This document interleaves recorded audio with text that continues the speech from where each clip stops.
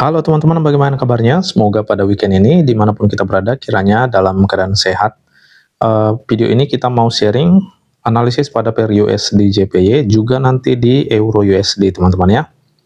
Oke, langsung aja kita coba cek dulu analisa terakhir ini di hari Sabtu, minggu yang lalu teman-teman ya. Kita prediksikan harga akan mengalami kenaikan. Ya, pada saat itu kita sudah marking di beberapa zone ini ya. Nah, namun yang terjadi, dia hanya sampai di titik ini dan sudah membuat kenaikan ya. Ya, sampai pada titik ini dia langsung mengalami kenaikan dan high valid kita di sini sudah di break teman-teman ya. Jadi kita tinggal update aja. Ya, ini sebagai break obstructor ya.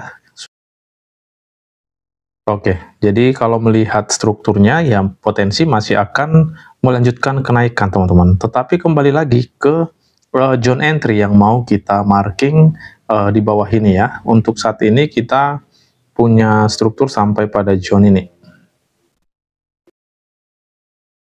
Ya, ini sebagai low validnya. Ya, jadi kita mau marking nih teman-teman area untuk posisi buy kita ya, dimana untuk saat ini kita sudah ketemu nih high valid di sini ya. Ya, seperti ini. Untuk saat ini dia masih respect di support area ya. Di sini ada support area, dia masih respect tapi belum ada pola konfirmasi untuk posisi buy. Menurut saya sih masih akan turun ini. Seperti ini karena belum terkonfirmasi, jadi kita tidak bisa gunakan area zone support ini ya. Kita akan cari lagi area kita untuk posisi buy di bawah ini. Ya, di sini ketemu satu area demand ya, rally based rally. Soal bagus atau tidak nanti teman-teman tergantung dari pola konfirmasi ketika masuk ke zone ini ya. Satu lagi teman-teman di area support di sini. Ya, ini area terakhirnya kalau kita melihat secara mekanikal struktur H1-nya ya. Jadi karena sudah tidak fresh area zone ini, kita delete aja seperti ini. Kita menunggu pola konfirmasi teman-teman nanti pada zone area ini ketika harga masuk ke zone area ini. Ini di kondisi pertama.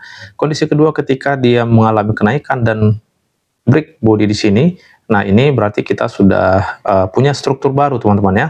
Tinggal kita cek nanti bagaimana hasilnya, hasil kenaikannya teman-teman ya. Apakah strong bullish atau tidak teman-teman, karena kalau tidak ini bisa di break lagi nih ke bawah. Jadi kita harus hati-hati ya teman-teman ya, seperti ini jika memang terjadi di kondisi yang kedua ini. Lalu bagaimana bang ketika dia tidak mampu untuk melakukan kenaikan ataupun ini tidak terkonfirmasi ya. Jadi kita masih punya area buy di bawah itu ya, selama itu masih fresh ini masih bisa kita gunakan teman-teman ya. Ketika harga masuk pada zone area ini area marking kita di hari Sabtu minggu yang lalu. Ketika harga masuk ke zone itu tetap masih bisa digunakan selama zone itu masih fresh teman-teman ya. Ya, jadi seperti ini. Coba kita cek dulu di H4-nya. Di H4 seperti ini ya. Daily. Ya, ini daily-nya teman-teman ya. Ya, di sini teman-teman terbentuk candlestick ini ya. Candlestick doji bearish teman-teman ya. Di sini ada rejection, tapi untuk rejectionnya tadi kita sudah lihat pada H1-nya ya. Untuk kenaikannya di situ sudah kita lihat belum ada pola kenaikan atau pola konfirmasi untuk posisi buy. Jadi wajib menunggu dulu nih teman-teman ya, bagaimana respon yang terjadi ketika open market di hari Senin minggu depan ya. Ya, jadi inilah teman-teman area-area kita untuk posisi buy di USD JPY ini ya. Ingat, no konfirmasi, no entry, dan juga dijaga risk manajemennya ya. Oke teman-teman, kita lanjutkan ke Euro USD. Oke, pada Euro USD ini juga merupakan analisa yang sudah kita share di hari Sabtu minggu yang lalu ya. Nah, kita prediksikan juga harga akan mengalami kenaikan dan ini juga sudah naik teman-teman ya. Ya, ini kita update aja lah ya supaya lebih simple ya. Ya, pada saat itu teman-teman kita punya pola buy di daily ya. Ini kita delete dulu.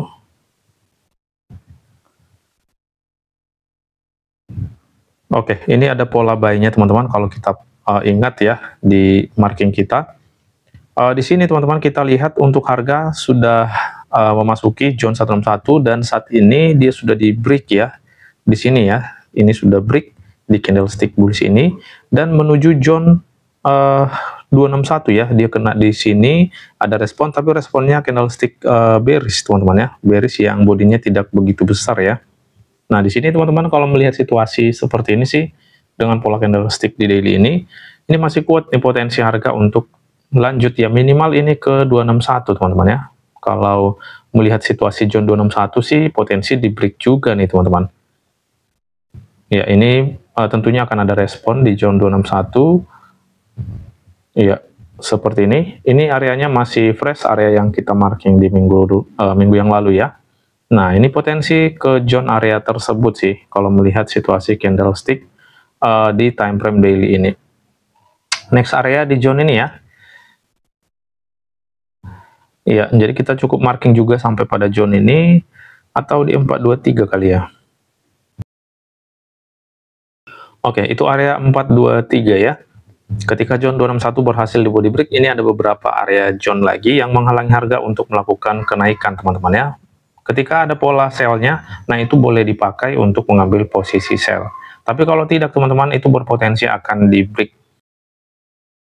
Nah, bisa kita lihat teman-teman pada zone 161 ketika tidak begitu strong responnya. Nah, di sini ya.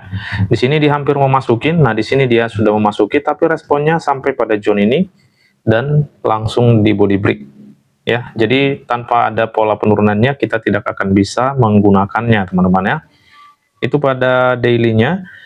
Sekarang coba kita lihat dulu di H4.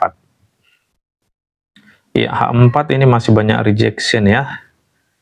Ya, di sini ada resisten area pada time frame H4-nya ya. Ya, kena di resisten, tapi responnya juga masih seperti ini. Ini belum ada body break ya. Kalau kita perhatikan di candlestick ini ya. Jadi ini harus ditunggu dulu teman-teman ya. Bagaimana respon selanjutnya, apakah dia mampu body break atau tidak ya. Kalau tidak teman-teman, nah itu akan melanjutkan kenaikannya seperti ini.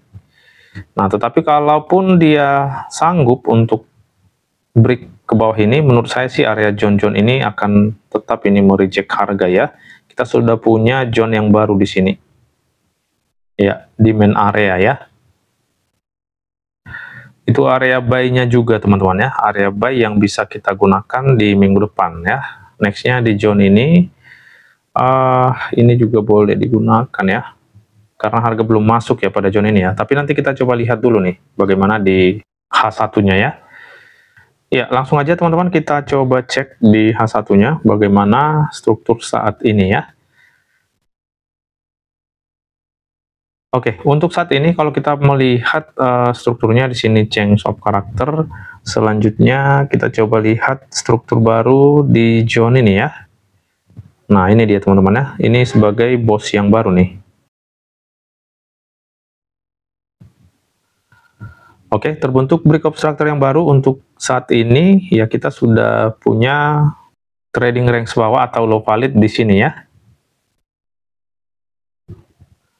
Oke, selanjutnya teman-teman untuk high-nya saat ini, nah di sini ya, tapi belum valid ini teman-teman. Kalau saya lihat pullback-nya pada zone area ini ya, tapi belum sampai ke zone ini ya.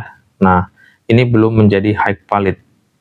Ya, jadi potensi yang akan terjadi, nah ini berpotensi seperti ini teman-teman. Kita tinggal cek aja nanti di hari Senin.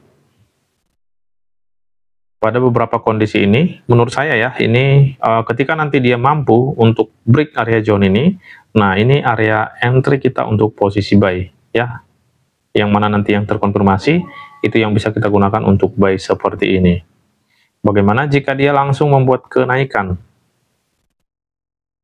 Ya, kalau dia membuat kenaikan, berarti kita tinggal cek aja untuk fullback yang baru terbentuk ya. Kalau sudah ketemu, nah kita tetap nih bisa menggunakan zone entry di sini atau order block untuk posisi buy juga seperti ini.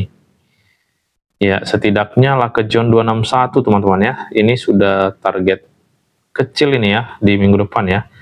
Ya, selanjutnya di zone ini teman-teman ya, kita coba refine dulu. pada zone area ini.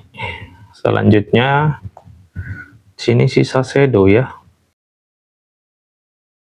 Ya, jadi itulah teman-teman untuk Euro USD ya. Ya, setidaknya target kita bisa lah ke zone area ini atau di zone area di atas ini.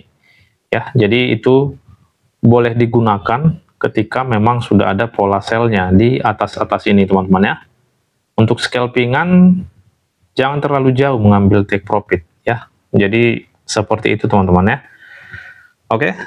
Untuk beberapa zone di bawah ini juga ketika nanti dia menembus area zone ini, seandainya menembus ya tetap bisa digunakan selama masih fresh ya. Area zone yang sudah kita marking di minggu yang lalu atau hari Sabtu yang lalu teman-teman ya. Oke, saya rasa sudah sangat jelas teman-teman. Ini momen bagus sih menurut saya ya pada Euro USD, juga di USD JPY ya teman-teman ya. Momen yang cantik ini untuk kita pantau di minggu depan.